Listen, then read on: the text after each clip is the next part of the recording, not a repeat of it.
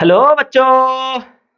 मैं उम्मीद करता हूं कि आप सब अच्छे होंगे। तो चलिए आज हम लोग स्टार्ट करेंगे। क्या कि सर, इससे पहले वाले वीडियो में आपने ठोस पदार्थ और उसके गुणों को बताए थे। तो इसका मतलब ये है कि इस वीडियो में हम लोग द्रव पदार्थ से स्टार्ट करेंगे, है ना दोस्तों? एकदम पक्का वहीं से स्टार्ट करेंगे। और जितना भी छोटे छोटे चीजें हैं उन सबको भी हम लोग जानने की कोशिश करेंगे। ठीक है ना दोस्तों? तो दोस्तों इस चैनल में कल से क्लास 10th का भी स्टार्ट हो रहा है। उसके बाद आपका 11th भी स्टार्ट होगा और 12th भी स्टार्ट होगा। यानी 9 से 12 तक आपको केमिस्ट्री क्लास अभी फिलहाल मिलेगा। उसके बाद आपको फिजिक्स का भी क्लास इस चैनल में मिलेगा। और उन बच्चों से मेरा आग्रह है कि जो बच्चे कोचिंग नहीं ले पा रहे उन बच्चों तक इस तरह के वीडियो को शेयर जरूर करें मेरे दोस्त। इसलिए चलिए हम लोग आज शुरू करते हैं। यानी आज नहीं, अभी शुरू करते हैं हम लोग। क्या बोल सर, द्रव पदार्थ से शुरू कीजिए। तो चलिए करते हैं। द्रव पदार्थ, है ना दोस्तों? क्या द्रव पदार्थ? अरे बाबा, द्रव पदार्थ। यार द्रव पदार्थ किसको बोलते हैं हम लोग? द्रव पदार्थ होता क्या है? बोल पता नहीं। द्रव पदार्थ क्या होगा? जो बह जाता है वही द्रव पदार्थ होगा। बात तो बिल्कुल सही है, वैसे ही होता है क्योंकि ये बहने वाला पदार्थ होता है। तो यार चलिए थोड़ा सा डिफाइन कर लेते हैं, उसके बाद इसको समझने की कोशिश करते हैं और अच्छा से ही समझाएंगे। आइए समझते हैं। तो लिखते हैं वैसे पदार्थ जिसका आकार निश्चित नहीं होता है। निश्चित नहीं होता है ना? जिसका आकार निश्चित नहीं होता है, जबकि जबकि आयतन आयतन निश्चित होता है।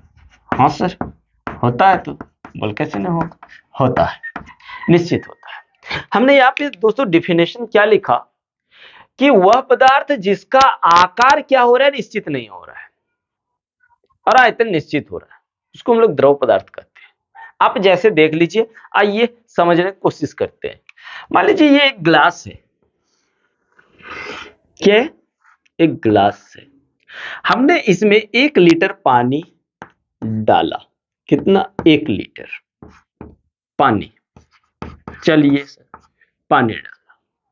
तो यहां पे 1 लीटर पानी डाले हैं। अब हम लोग क्या करते हैं, एक बर्तन दूसरा बनाते हैं जो अर्धगोले के आकार का है, ऐसे। अब इस पानी को हमने क्या किया, इसमें डाल दिया। तो दोस्तों इसका तो अगर आप आयतन की बात करोगे, आयतन की बात करोगे तो ये 1 लीटर ही रहेगा। 1 लीटर पानी इसमें था तो इसमें यदि डालेंगे तो कितना रहेगा? 1 लीटर ही रहेगा। लेकिन आप आकार की बात करोगे तो पहले इसका आकार देखिए कैसे था, इस गिलास के आकार का था। लेकिन अब जैसे ही हमने इस पानी को इसमें डाला तो इसका आकार कैसे हो गया? ये अर्धगोले के रूप में हो गया। जैसे मान लीजिए इसका आकार जो था वो बेलन के आकार का था। आकार कैसे था? बेलन के आकार का था, है ना? बेलन के आकार का। और ये कैसा है दोस्तों? ये अर्धगोले जैसा है। तो हम कह रहे हैं कि अगर पानी यहाँ पे, पानी को हमने जैसे इस गिलास में डाला तो पानी किस आकार का रूप ले लिया? इस गिलास के आकार का रूप ले लिया। यानी पानी भी आपका बेलन के आकार का रूप ले लिया। जैसे ही हम इसको डालेंगे किसमें? एक अर्धगोलाकार कटोरे में, तो ये पानी किस आकार का हो जाएगा? अर्धगोले के आकार का हो जाएगा। इसका मतलब देखिए, इसका आकार जो है ना वो चेंज हो रहा है। आकार क्या हो रहा है, चेंज हो रहा है, एक जैसा नहीं रह रहा है। इसलिए तो यहां डेफिनेशन में लिखे कि आकार निश्चित नहीं होता है। देख लीजिए, अब यही चीज को हम एक थाली में डाल देते हैं। किसमें डाल दिए, एक थाली में डाल देते हैं। चलिए एक थाली में डालने की कोशिश कर रहे हैं, तो इसको अपन यहां पे डाल दे रहे हैं। तो अब जल का आकार कैसे हो गया, एक थाली के आकार का ले लेगा ना भाई, एक थाली के आकार का ले लेगा। लेकिन यहां पे देखिए आकार तो यहां क्या हो रहा है, हर बार आकार ये कैसे हो रहा है, अर्धगोले के रूप में, ये अर्धगोले के रूप में, और ये थाली जैसा हो गया। कैसे हो गया, थाली के जैसा हो गया। क्या थाली के जैसा हो गया, आकार। आकार कैसे हो गया, थाली के आकार का हो गया, है ना। अब बात है कि इसका आयतन, सर आयतन यहां पे कितना था, 1 लीटर था। यहां पे डालेंगे तो वो ना कम होगा ना ज्यादा होगा, 1 ही लीटर का होगा। फिर अगर हम इस पे डाल दूं तो यहां भी इसका आयतन कितना होगा, 1 लीटर ही होगा। इसका मतलब समझ में आ रहा है कि इसका आकार सच में निश्चित नहीं होता है, लेकिन आयतन निश्चित होता है। और ऐसे पदार्थ को हम लोग क्या कहते हैं, द्रव पदार्थ कहते हैं। और इसका एग्जाम्पल आप देखेंगे तो इसका एग्जाम्पल हम लोगों को साफ साफ पता चल रहा है, पानी, दूध, है ना, तेल आदि कर दो, आदि। ये सब क्या है, द्रव पदार्थ है। ये सब क्या है दोस्तों, द्रव पदार्थ है। आइए अब द्रव पदार्थ के गुणों को थोड़ा सा समझने की कोशिश करते हैं। हम लोग पॉइंट वाइज में समझते हैं, एक ही साथ लिख देंगे तो ठीक नहीं लगेगा, क्योंकि आप एग्जाम के लिए प्रिपेयर कर रहे हैं, है ना। आपको थोड़ा डीपली पढ़ना ही है, क्योंकि अब ऐसे भी एग्जाम में ऑब्जेक्टिव आता है, तो थोड़ा अच्छा से नहीं पढ़ेंगे तो टिक कैसे करेंगे, है ना। तो चलिए इसका हम लोग गुण पढ़ते, किसका, द्रव पदार्थ का। द्रव पदार्थ के गुण, प्रॉपर्टीज ऑफ लिक्विड मैटर। तो पहली बात, सबसे पहली बात, इसका आकार और आयतन क्या होता है, सॉरी आकार क्या होता है, निश्चित नहीं होता है, जबकि आयतन निश्चित होता है। इसका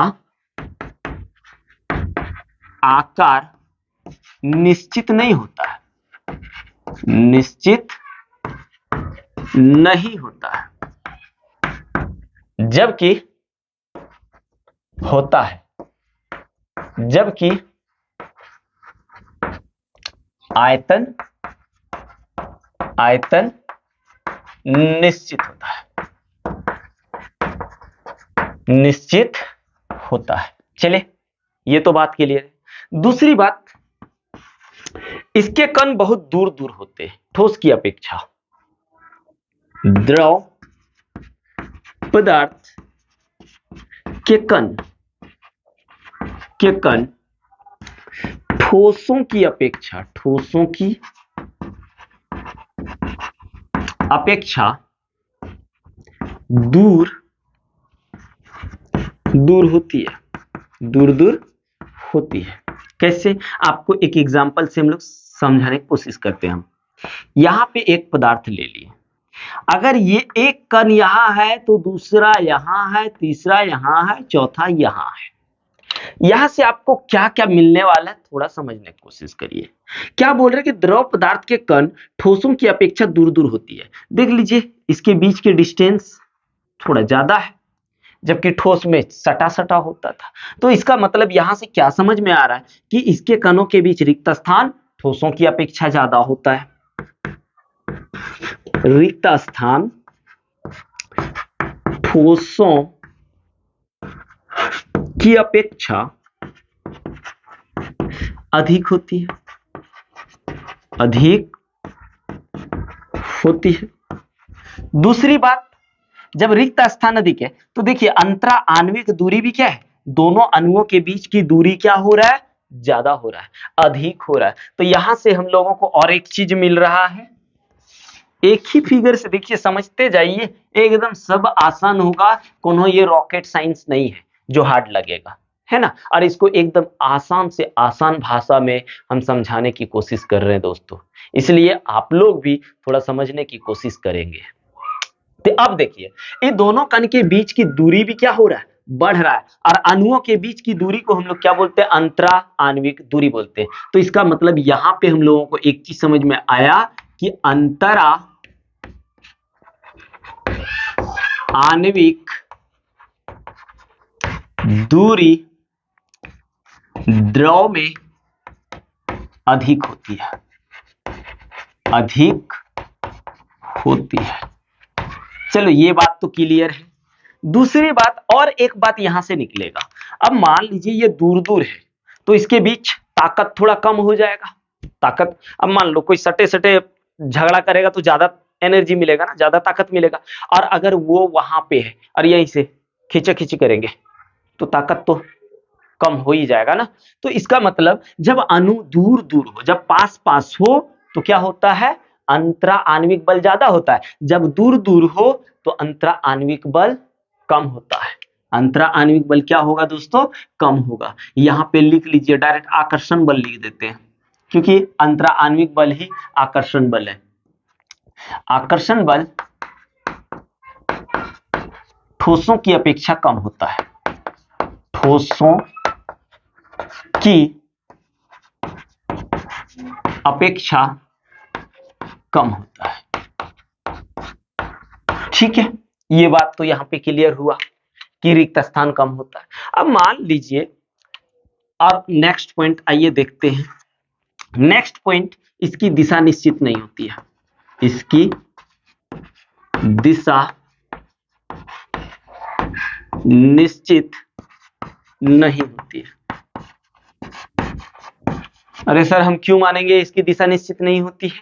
तो आपको हम एक गिलास पानी दे रहे हैं, ठीक है, एक गिलास पानी दे रहे हैं और बोले यहां पानी को ढालो। ये मान लीजिए एक फर्श है ना, जमीन है, यहां पे हमने पानी ढालने बोला और पानी को हम इस और बोले कि इस और करके फेंके, ऐसे करके, तो क्या जरूरी है कि पानी इधर ही जाएगा?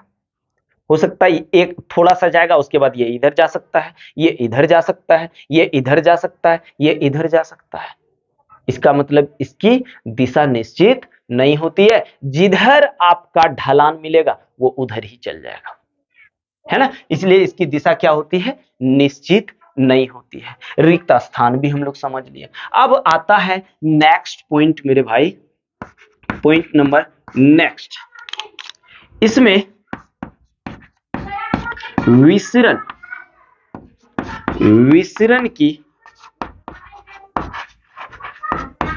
प्रक्रिया तेज होती है। क्या होती है? तेज होती है। इसमें विसरण की प्रक्रिया क्या होती है? तेज होती है। यानी जैसे आपको हम यहाँ पे एक एग्जांपल से समझा रहे हैं। यहाँ पे मान लो हमने जल लिया, क्या लिया? यहाँ पे जल ले लिए हैं, ठीक है। इसमें हमने कोई कलर या इंक डाल दिया। इंक को जैसे डालेंगे, इंक डालने के बाद देखिए धीरे धीरे पानी में, पानी के रिक्त स्थानों में समा जाता है, यानी पूरे पानी में ये घुलना शुरू हो जाता है। हम नहीं घोलते फिर भी यहां डाल रहे हैं, लेकिन ये देख रहे पूरे पानी में फैल जाता है। और एक जगह से दूसरी जगह कणों का आना जाना ही क्या कहलाता है? विसरण कहलाता है। अब हम लोग आगे भी देखते हैं पॉइंट नंबर नेक्स्ट में, है ना दोस्तों, विसरण। अब इसके जो, अब यहीं से थोड़ा सा समझते हैं, आइए यहीं से समझेंगे। इसके कण ठोसों, इसके कण आसानी से तथा तेजी से गति कर सकते हैं। अब बात यह है कि सर इसके कण तेजी से कैसे गति करेंगे? जैसे मान लीजिए आप एक हम लोग अपने से एग्जांपल लेते हैं, एक इंसान से ही। मान लीजिए आप यहाँ हैं, एक दोस्त वहां है, एक दोस्त वहां है, या फिर चलो गुंडा लोग हैं, आपको गुंडा लोगों ने घेर रखा हुआ है। क्या किया हुआ है? गुंडे ने आपको घेर रखा हुआ है, लेकिन घेरा हुआ है, आपको जकड़ के नहीं रखा है। तो आप एक जगह से दूसरी जगह तो हिल ही सकते हैं ना, एक जगह से दूसरी जगह आप जा सकते हैं। लेकिन अगर जकड़ के पकड़ ले तो क्या आप एक जगह से दूसरी जगह जा सकते हैं? नहीं जा सकते हैं। इसलिए तो ठोसों के कण गतिशील नहीं होते थे, बहुत कम होते थे। जबकि ये क्या है, देखिए बहुत दूर दूर है, तो इसके कण क्या होंगे, गतिशील, आराम से घूमना शुरू कर दे, आराम से गति करेंगे, है ना, क्या करेंगे, आराम से गति करेंगे। वैसे ही देख लीजिए अब नेक्स्ट पॉइंट इसका, पॉइंट नंबर 9, इसमें संपीड़िता होती है, इसमें संपीड्यता होती है। अब ये कौन सी बला है सर, संपीड्यता? संपीड्यता का मतलब होता है भाई, अगर किसी वस्तु पे आप दाब लगाओगे तो वो दब जाएगा। वो क्या हो जाएगा, दब जाएगा। बोल सर पानी कैसे दबेगा? तो आप जब कहीं नहाने जाते हैं तो क्या पानी को ऐसे मारते हैं तो क्या पत्थर जैसा चोट लगता है क्या? नहीं, पानी ऐसे मारते तो वो अपने आप चल जाता है ना। रिक्त स्थान बहुत ज्यादा होता है जिसके कारण वो हमारे शरीर में जिधर जिधर जाने का होता है चल जाता है। तो पानी, आप पानी के पास हाथ ले जाइए और ऐसे करके जब दबाएंगे तो वो दबेगा कि नहीं, इसी को बोलते हैं संपीड़िता। इसका मतलब पानी में क्या होता है दोस्तों, संपीड़िता होती है। पानी के कण अर्थात द्रव के कण गतिशील होते हैं। इन सब चीजों को हम लोगों ने समझ लिया है। तो चलिए दोस्तों इसका स्क्रीनशॉट ले लीजिए और तुरंत इसको नोट कीजिए, है ना दोस्तों। उसके बाद हम लोग चलते हैं गैस पदार्थ की ओर। चलिए ले लीजिए।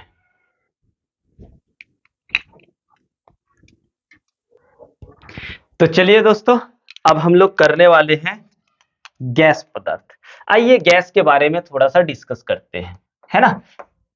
गैस पदार्थ, इसको गैस अवस्था, पदार्थ की गैस अवस्था भी कह सकते हैं, है ना। गैस मैटर, चलिए गैस मैटर की बात करते हैं, है ना। ये आइए सबसे पहले डिफाइन कर लेते हैं और फिर एक बार इसको थोड़ा अच्छा से डिस्कस करते हैं, है ना भाई। चलिए लिखेंगे वैसे पदार्थ, वैसे पदार्थ जिसका आकार एवं आयतन, आयतन दोनों अनिश्चित हो, अनिश्चित हो, उसे गैस पदार्थ कहते हैं, गैस पदार्थ कहते हैं। कैसे सर, इसको कैसे इसका आकार और आयतन निश्चित नहीं होता है? तो इसका एग्जाम्पल अभी हम लोग एग्जाम्पल से समझने की कोशिश करते हैं। चलिए जैसे इसको देख लीजिए, जैसे आप एलपीजी गैस की बात कर लीजिए, जैसे ऑक्सीजन की बात कर लीजिए, जैसे हाइड्रोजन की बात कर लीजिए, नाइट्रोजन की बात कर लीजिए, एक्सेट्रा। तो चलिए एलपीजी गैस को ही लेके चलते हैं कि इसका आकार और आयतन निश्चित कैसे नहीं होता है। आइए दोस्तों अभी देखते हैं। मान लीजिए ये एक सिलेंडर है, क्या है, एक सिलेंडर है। हमने एक सिलेंडर लिया, ठीक है। इस सिलेंडर में हमने क्या किया, थोड़ा देखिए, इसमें हमने एलपीजी गैस डाला। कितना सर, कितना डाले, एलपीजी गैस 5 केजी डाला और 5 केजी पहले से मेरा इसका सिलेंडर का वजन था, मतलब 10 केजी टोटल वेट हुआ। या आप एक काम करिए, 10 केजी हमने इसमें गैस डाला। अभी आप गैस देख पा रहे होंगे, तो गैस का आकार किसके रूप का हो चुका है दोस्तों, इस सिलेंडर के आकार का रूप का हो चुका है ना। इस आकार का हो चुका है, ये सिलेंडर के आकार का हो चुका है गैस का आकार। अगर हम इसी चीज को देखेंगे, इसी चीज को अगर देखेंगे दोस्तों, यहां पे आप थोड़ा सा ध्यान दीजिए। एक सिलेंडर हम क्या करते हैं, ऐसे करके बना लेते हैं। कैसे, ऐसे एक सिलेंडर बना लिया। अब इस सिलेंडर में मेरे भाई लोग, अब हम लोग क्या करते, थोड़ा सा दोस्तों कोई चीज का आवाज आ रहा है, उसके बाद फिर समझते हैं।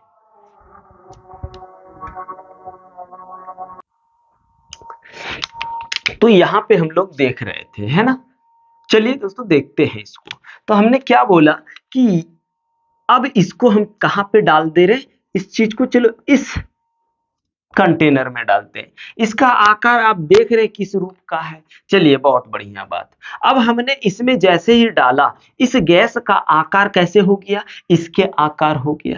मतलब आकार इस तरह। अगर हम इसको ऐसे ले लो, इससे भी बड़ा ले लो ऐसे, और यहां पे यदि डालूं तो इसका आकार अब किस तरह से हो जाएगा, इस तरह से हो जाएगा, इसके आकार का हो जाएगा। मतलब ये साफ साफ पता चल रहा है कि गैस का आकार तो निश्चित नहीं हो रहा है, इसको जिस पात्र में रखते हैं ये उसका आकार ले लेता है। लेकिन सर यहाँ एक चीज और तो लिखा हुआ है कि इसका आयतन भी निश्चित नहीं होता है। आप देख ही लीजिए, आप एलपीजी को यहाँ 10 केजी डालें, अब जैसे आप दूसरे पाइप में डालोगे तो क्या टोटल एलपीजी गैस इसमें आएगा, कैसे आएगा भाई, देख लीजिए।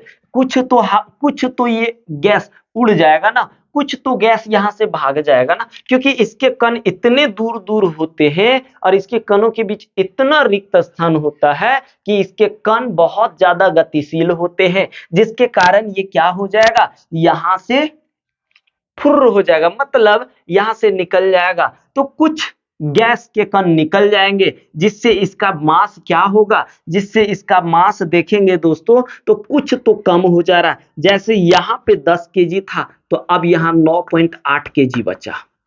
वैसे ही हम इस पे डालेंगे, जैसे डालेंगे तो उसी टाइप से कुछ गैस के कण तो निकलेंगे, कुछ गैस निकल जाएंगे, जिसके कारण इसका अब आयतन कितना रह जाएगा, 9.6 केजी, इतना मान के चलिए रह जाएगा। तो इससे यहाँ क्या, इससे भी तो ये चीज साबित हो जा रहा है कि इसके आकार तो ठीक है निश्चित नहीं होता, लेकिन आप आयतन को भी देखिए, आयतन भी तो चेंज हो रहा है ना, इसका मतलब आयतन भी तो इसका निश्चित नहीं होता है। और एक बात, गैस को जिस पात्र में रखते हैं वो उसका आकार ले लेता है, इसलिए हम लोग इसके आकार को निश्चित नहीं कहते हैं। तो चलिए दोस्तों, अब हम लोग इसके प्रॉपर्टी को पढ़ लेते हैं, इसके गुणों को थोड़ा सा डिस्कस कर लेते हैं, है ना। इसलिए आप लोग भी कोशिश करिए थोड़ा अच्छा से पढ़ने का, है ना दोस्तों। ऐसा नहीं कि सो के हम लोग वीडियो देख रहे हैं, नहीं भाई, आप पहले स्टडी रूम में जाइए, स्टडी रूम में आप नोट्स लीजिए और जो पढ़ा रहे हैं उसको नोट करते जाइए, फिर देखिए पढ़ाई का क्या असर होता है।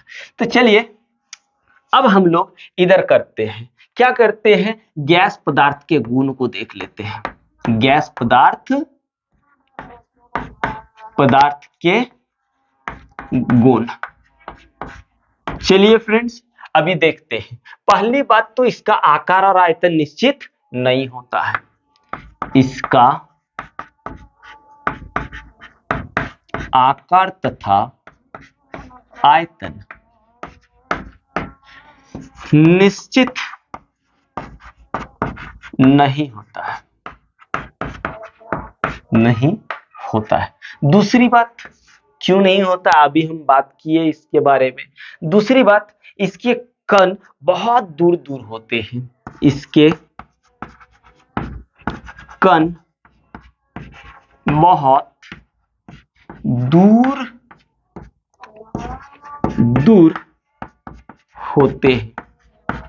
जैसे आप देख लीजिए, ये एक गैस पदार्थ है, इसका अगर एक कण यहाँ है तो दूसरा यहाँ होगा, तीसरा यहाँ होगा, ये बहुत ज्यादा डिस्टेंस में रहता है। और जब बहुत ज्यादा डिस्टेंस में रह रहा है तो इसके बीच बहुत ज्यादा खाली जगह भी बच जा रहा है ना, बहुत ज्यादा खाली जगह भी बच जा रहा है। तो इसका मतलब क्या लिखेंगे, इसमें रिक्त स्थान की उपस्थिति बहुत ज्यादा होती है, यानी इसमें बहुत अधिक रिक्त स्थान होती है ना, बहुत अधिक रिक्त स्थान होती है। तीसरी बात, चौथी बात आप ध्यान दीजिए, जब इसके कणों के बीच बहुत ज्यादा डिस्टेंस हो जाएगा तो उस डिस्टेंस को अणुओं, ये दोनों क्या है, अणु है या परमाणु है या कोई आयंस है, इनके बीच के डिस्टेंस को हम लोग क्या कहते हैं, अंतरा आणविक दूरी कहते हैं। तो इसका मतलब इनके कणों के बीच अंतरा आणविक दूरी भी बहुत अधिक होती है। इसके कणों के बीच अंतरा अंतरा आणविक दूरी बहुत अधिक होती है ना। अब जब अंतरा आणविक दूरी बहुत ज्यादा है तो आकर्षण बल बहुत कम होगा, क्योंकि बहुत दूर दूर है तो एक दूसरे को अट्रैक्ट कैसे कर पाएगा, नहीं कर पाएगा ना। दूरी जितना ज्यादा होगा आप अट्रैक्ट उतना कम कर पाएंगे ना, तो इसमें आकर्षण बल बहुत कम होता है, इसमें आकर्षण बल बहुत कम होती है ना। अगर हम छठी की बात करूं, जब आकर्षण बल बहुत कम होती है तो इसके कण क्या होंगे, बहुत ज्यादा गतिशील होंगे कि नहीं। तो इसका मतलब ये हुआ कि इसके कण बहुत अधिक अथवा तेजी से गति कर सकते हैं, है ना।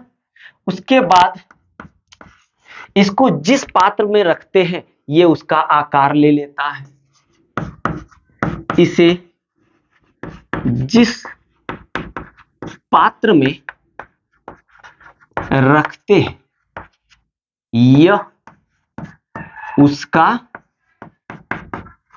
आकार ले लेता है ना।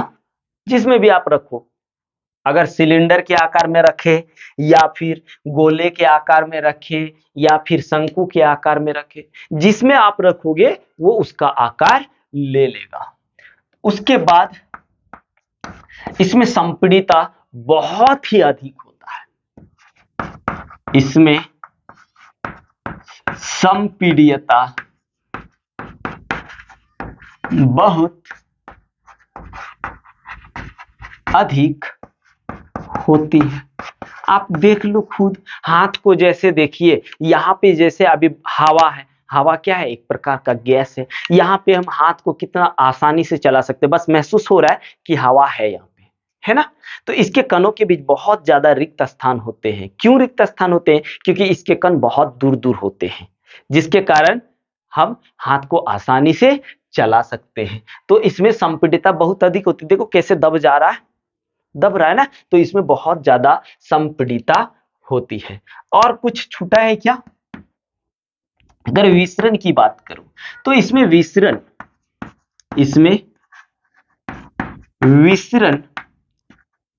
की प्रक्रिया बहुत तेजी से होती है, बहुत तेजी से होती है, बहुत ही तेजी से होती है। आप जैसे देख लीजिए, अगर उसके घर में कुछ अच्छा चीज बन रहा होता है और हम अपने घर में होते हैं तो गैस के द्वारा उसका सेंट हमारे पास आ जाता है और हम जान लेते हैं आज उसका घर में क्या बन रहा होता है। तो इस तरह से दोस्तों हम लोगों ने गैस पदार्थ और गैस पदार्थ के गुणों को डिस्कस कर लिया है।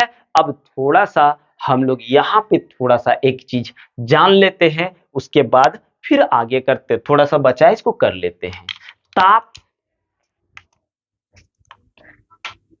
ताप का प्रभाव, यानी ताप परिवर्तन का प्रभाव। अब देखिए, ठोस पदार्थ में अगर टेम्परेचर डालेंगे, जैसे यहां पे अपन ठोस पदार्थ लिखे, ठोस इसका मतलब आप मान के चलिए ना, कपूर ले लीजिए या फिर बर्फ लेते, सबसे अच्छा एग्जांपल है बर्फ। क्या, बर्फ सबसे अच्छा एग्जांपल है। बर्फ में अगर अपन उष्मा डालेंगे, क्या डालेंगे दोस्तों, उष्मा, तो बर्फ किस में चेंज हो जाएगा, द्रव में, मतलब जल में चेंज हो जाएगा। और इसमें अगर उष्मा डालोगे, उष्मा, तो ये किस में चेंज हो जाएगा दोस्तों, ये गैस में चेंज हो जाएगा। और अगर आप इसको ठंडा करोगे, क्या करोगे, फ्रीजिंग पॉइंट दोगे, है ना, यहां पे इसमें शीतलता देंगे दोस्तों, क्या, शीतलता, तो ये फिर किस में चेंज हो जाएगा? द्रव में चेंज हो जाएगा। और फिर से अगर इसमें शीतलता दूं तो ये किस में चेंज हो जाएगा? ठोस में चेंज हो जाएगा। यानी पदार्थ कि तीनों अवस्थाएं हमको यहां दिखा। जब ठोस में उष्मा दिए तो द्रव बन गया, और द्रव में उष्मा दिए तो गैस बन गया। और पुनः इसको ठोस बनाना है, जैसे आइसक्रीम वगैरह बनाते हैं ना, आइस वगैरह बनाते हैं, तो गैस में हम लोग क्या करते हैं? शीतलता दे देंगे तो द्रव बन जाएगा। तो गैस से तो हम लोग आइसक्रीम नहीं बनाते, लेकिन जल से तो जरूर बनाते हैं, या आइस तो जल से ही बनता है। तो द्रव में जैसे ही शीतलता आप दोगे, टेम्परेचर को लो करोगे, तो याद रखना इसका ठोस में चेंज हो